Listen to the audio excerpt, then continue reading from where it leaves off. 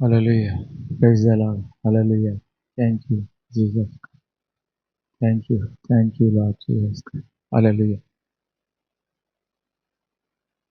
ప్రేమ నమ్మకం కనికరం గల తండ్రి, పరిశుద్ధుడైన తండ్రి యేసుక్రీస్తు ప్రభువా, ఈ సమయంలో నీ పవిత్రమైన వాక్యమును చెప్పుకొనిచుండగా వినగలిగిన చెవి, చూడగలిగిన కన్ను మాకు మా అందరికీ అనుగ్రహించమని యేసుక్రీస్తు నామములో ప్రార్థిస్తున్నాం తండ్రి. ఆమేన్. హల్లెలూయా. హల్లెలూయా. Praise the Lord. ప్రియమైన దేవుని బిడ్డలారా, ఈ సమయంలో దేవుని వాక్యం మనం చదువుకుంటున్నాం. అయితే ప్రియమైన దేవుని బిడ్డలారా, యెషయా గ్రంథము 30వ అధ్యాయము 1వ వచనం. నన్ను అడగక వారు ఆలోచన చేయుదురు, పాపమునకు పాపము సమకూర్చుకొనుసు వారు నన్ను అడగక ఆలోచన చేయుదురు. హల్లెలూయా. అయితే ప్రియమైన దేవుని బిడ్డలారా, మనం ఏదైనా పని చేసేటప్పుడు కానీ, మనం ఏదైనా పని మనం చేసేటప్పుడు కానీ ఏం చేయాలంటే దేవుని దగ్గర మనం ఆలోచన చేయాలన్నట. ఎందుకంటే ఆయన ఆలోచనకర్త, బలవంతుడైన దేవుడు, నిత్యుడైన తండ్రి. కాబట్టి ప్రభువు మనకు ఆలోచన చెప్పడానికి ఆలోచనకర్త అయి ఉన్నాడు. కాబట్టి ప్రియమైన దేవుని బిడ్డలారా, ప్రభు ఏం సెలవిస్తున్నారంటే, మరి వారు నన్ను అడగక ఆలోచన చేయుదురు, పాపమునకు పాపము సమకూర్చుకొనుసుందురు. కాబట్టి పాపమునకు పాపము ఏం చేస్తామంటే సమకూర్చుకుంటూ ఉంటాం. కాబట్టి ప్రియమైన దేవుని బిడ్డలారా, మనం ఏ పని చేసినప్పటికీ మనం ఏం చేయాలంటే ప్రభువు సన్నిధిలో ముందు మనం ప్రార్థించాలి. దేవా, ఈ పని నేను చేయొచ్చా, చేయకూడదా అని ప్రభువును మనం అడగాలి. కాబట్టి ప్రియమైన దేవుని బిడ్డలారా, మరి ప్రభు వాక్యం ఏం సెలవిస్తుందంటే, అపోస్తల కార్యములు 8వ అధ్యాయము 26వ వచనంలో ఇలాగ రాయబడింది. ఏమని రాయబడిందంటే, మరి ఫిలిప్పు ప్రభువు దూత నీవు లేచి దక్షిణముగా వెళ్ళుము అని ఫిలిప్పు చెప్పగా, ఫిలిప్పు లేచి మరి ఐథియోపియుడైన మరి ఒక మంత్రి ఒక రథం మీద కూర్చొని ఆ యొక్క యెషయా గ్రంథం చదువుతున్నాడు. యెషయా గ్రంథం చదువుతున్నప్పుడు అతనికి ఏమాత్రం కూడా అది అర్థం కాలేదు. అటువంటి సమయంలో ప్రియులారా, ఫిలిప్పుతో దేవుని యొక్క దూత అనగా దేవుని యొక్క ఆత్మ ప్రత్యక్షమై, నీవు లేచి త్వరగా వెళ్ళి దక్షిణముగా వెళుతున్నా మరి ఆ యొక్క ఐథియోపియుడైన మంత్రిని కలుసుకొని, నువ్వు చదువుతున్నది నీకు అర్థమవుతుందా అని అతను అడగగా, అతడు ఎవరైనా నాకు అది త్రోవ చూపితేనే కానీ, దాని భావం చెప్తేనే కానీ అది నాకు ఎలాగ అర్థమవుతుందని అతడు మాట్లాడతాడు. ఆ టైంలో ఫిలిప్పు ఆ గ్రంథమును తీసుకొని అతడు గొర్రె పిల్లవలను బొచ్చు కత్తిరించు అనేదట గొర్రె మౌనంగా ఉండినట్లు అతడు నోరు తెరవలేదు. కాబట్టి అతడు మరి ఆ విధముగా బైబిల్ చదువుతున్నప్పుడు ఐథియోపియుడైన మంత్రి, కాబట్టి మంత్రికి ఆ దైవ గ్రంథం చదువుతున్నా కానీ అర్థం కాలేదు. ప్రియులారా, మనం ఏదైనా కానీ ఏ పనైనా చేసినప్పుడు మరి ప్రభువు దగ్గర మనం ఆలోచన చేయాలి. ప్రభువు దగ్గర మనం ఆలోచన చేసి దేవుణ్ణి అడగాలి. ఎందుకంటే ప్రభువా, నా అడుగుడి మీకు ఇవ్వబడును, ఎదుగుడి మీకు దొరుకును, తట్టుడి మీకు తీయబడునని ప్రభువు సెలవిచ్చారు. హల్లెలూయా. అలాగనే ప్రియమైన దేవుని బిడ్డలారా, కీర్తనలు 66వ అధ్యాయం 18వ వచనంలో, నా హృదయములో నేను పాపమును ఆలక్ష్యము చేసిన వెడల ప్రభువు నా మనవి ఆలకింపపోవునుగాక అని సెలవిస్తాడు. కాబట్టి మనం ఏదైనా పాపమును ఆలక్ష్యం చేసినట్లయితే ప్రభువు మన ప్రార్థన ఆలకించాడు. కాబట్టి దేవుని యొక్క బిడ్డలారా, మనము ప్రార్థన చేసినప్పుడు ప్రభువారు 40 ఉపవాసం చేసినప్పుడు 40 రాత్రులు 40 పగుళ్ళు ప్రభువారు ఉపవాసం ఉన్నారు. మత్తయి సువార్త 4 అధ్యాయము 1-2 వచనంలో ప్రభువు శోధింపబడుటకు ఆత్మ వలన అరణ్యమునకు కొనిపోబడెను. అప్పుడు ఆయన 40 రాత్రులు 40 పగుళ్ళు ఆహారము లేకుండా ప్రార్థన చేస్తున్నాడు.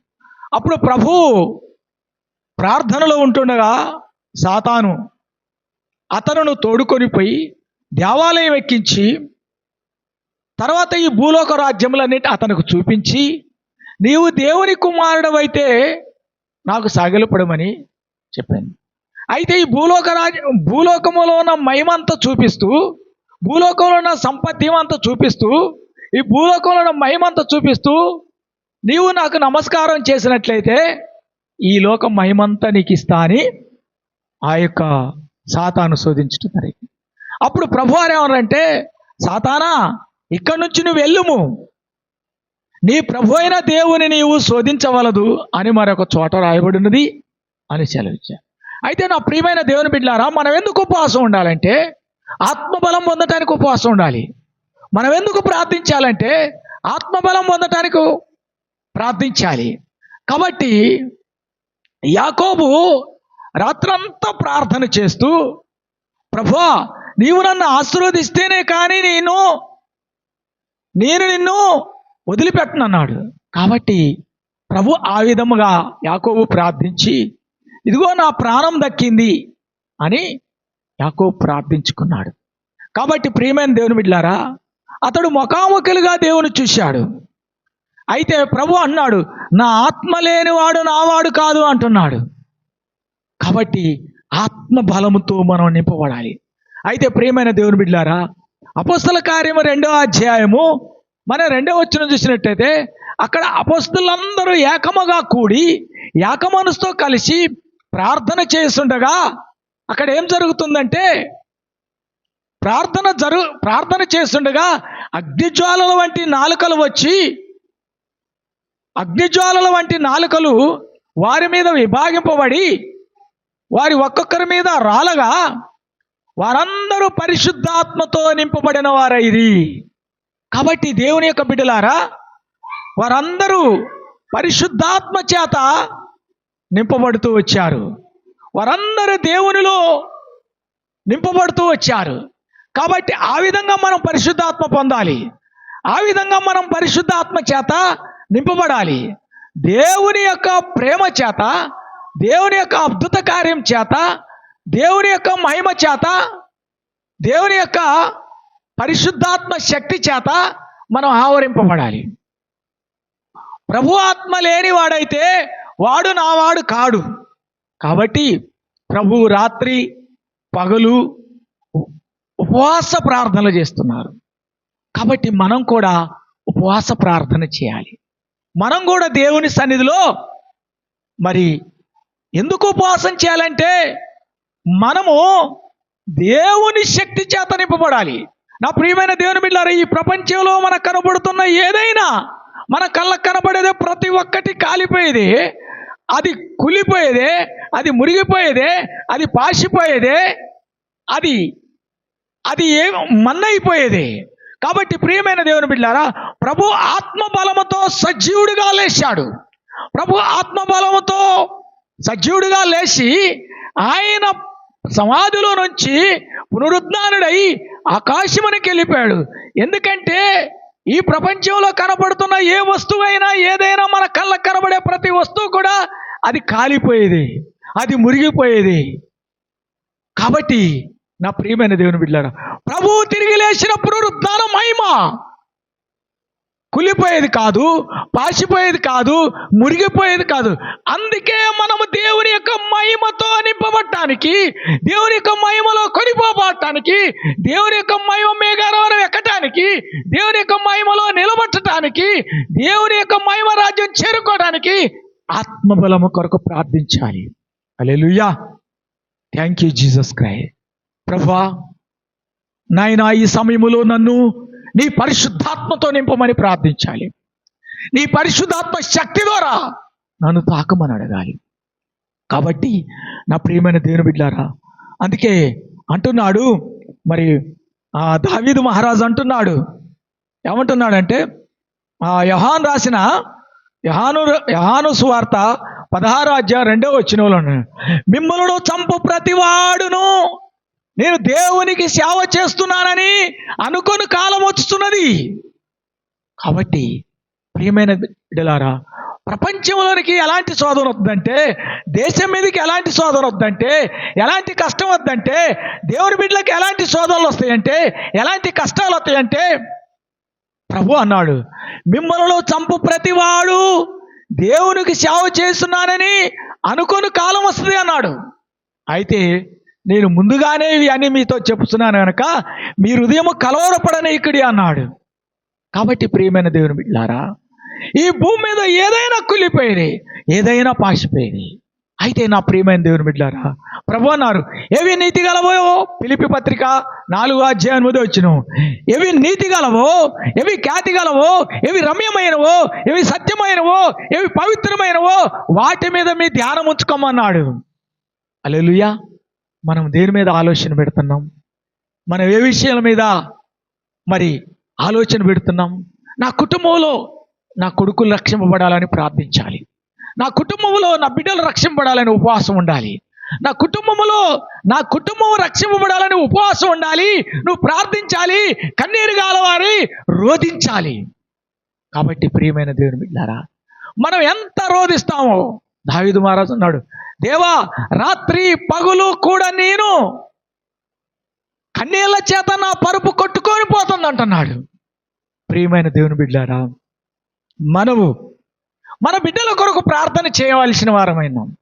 అయితే ప్రభు అన్నాడు హెబ్రీ పత్రికలో 5:7-8 అన్నారు. ఏమన్నారంటే ప్రియమైన దేవుని బిడ్డలారా, మనిషి కుమారుడు శరీరధారి అయిన దినములలో మహారోదనముతోనూ కన్నీళ్లతోనూ తన్ను మరణము నుంచి రక్షించగలవానికి ప్రార్థనలను యాచనలను సమర్పించి భయభక్తులు కలిగి ఉన్నందున అతడు అంగీకరింపబడెను. కాబట్టి దేవుని బిడ్డలారా, మనకేదైనా శోధన వచ్చినప్పుడు మనం ఏం చేస్తామంటే ఇంకా దేవునికి దూరం అయిపోతూ ఉంటాం. మనకేదైనా బాధ వచ్చినప్పుడు ఏం చేస్తామంటే ఇంకా దేవునికి దూరం అవుతాం. కానీ మన ప్రభు అయిన యేసుక్రీస్తు ఆయన శరీరధారి అయిన దినముల్లో ఏం జరిగిందంటే, ఆయనకు శోధన వచ్చినప్పుడు, ఆయనకు శ్రమ వచ్చినప్పుడు, ఆయనకు బాధ వచ్చినప్పుడు, కాబట్టి అతడు పొందిన శ్రమల వలన విధేయత నేర్చుకొనెను. ప్రియమైన దేవుని బిడ్డలారా, మనకు కూడా శ్రమ వచ్చినప్పుడు ఆ శ్రమలో మనం విధేయత నేర్చుకోవాలి.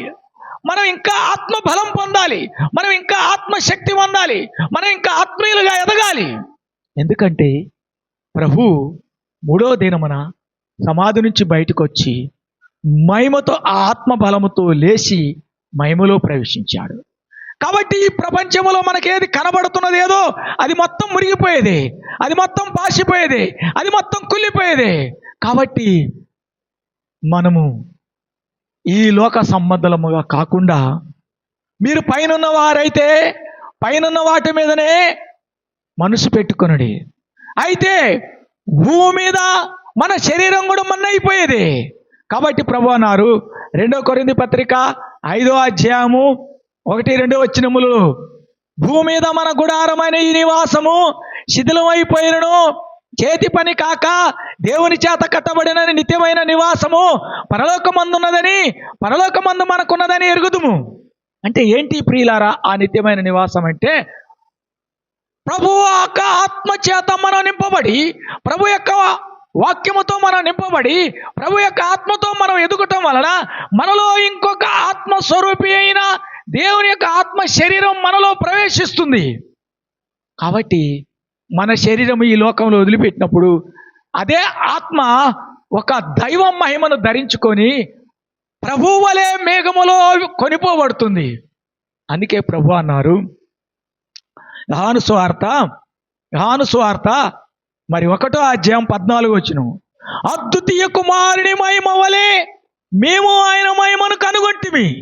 అలాగనే అపొస్తలులు ప్రభు మహిమను కనుగొన్నారు, అలాగనే ప్రవక్తలు ప్రభు మహిమను కనుగొన్నారు. అయితే ఏలియా మరణము చూడకుండా ప్రభు మరణము చూడకుండా కొనిపోయాడు ఏలియా. అలాగనే ప్రియమైన దేవుని బిడ్డలారా, అలాగనే హనోకు కూడా మరణము చూడకుండా కొనిపోయాడు. అలాగనే మన ప్రభువైన యేసుక్రీస్తు కూడా తాను 3వ దినమున సమాధి నుంచి బయటకు వచ్చి ఆ ఆత్మ బలముతో, ఆ ఆత్మ మహిమతో, ఆ ఆత్మ చేత నింపబడి మేఘాల మీద ఆరోహణమై ప్రభు ఆరోహణమయ్యాడు. అందుకే మనం ఆత్మ బలంతో నింపబడాలి. అందుకే ప్రభు నా ఆత్మ లేనివాడు నావాడు కాదన్నాడు. కాబట్టి మనం ఆత్మ కొరకు అంగలార్చాలి, మనం ఆత్మ కొరకు ప్రార్థించాలి, మన పిల్లలు రక్షింపబడాలని ప్రార్థించాలి, మన కుటుంబం రక్షింపబడాలని ప్రార్థించాలి, మన తోబట్టు వారు మరి రక్షింపబడాలని ప్రార్థించాలి. అలాగనే మన దేశము రక్షింపబడాలని ప్రార్థించాలి, మన రాష్ట్రము రక్షింపబడాలని ప్రార్థించాలి, మన గ్రామము రక్షింపబడాలని ప్రార్థించాలి, మన కుటుంబము రక్షింపబడాలని ప్రార్థించాలి. ఈ విధముగా మనం ప్రార్థనా పరులమై ఉండాలి. ఏలియా ప్రార్థించినప్పుడు ఏం జరిగింది? ఆకాశము నుంచి వర్షము కురిసింది. 3.5 సంవత్సరాలు వర్షం లేని సమయంలో ఆ దేశమంతా కరువు వచ్చినప్పుడు ఏలియా మోకరించి ఆ శక్తితో ప్రార్థించగా ఆకాశము వర్షం ఇచ్చింది, భూమి తన ఫలమునిచ్చింది. కాబట్టి నా ప్రియమైన దేవుని బిడ్డలారా, మరి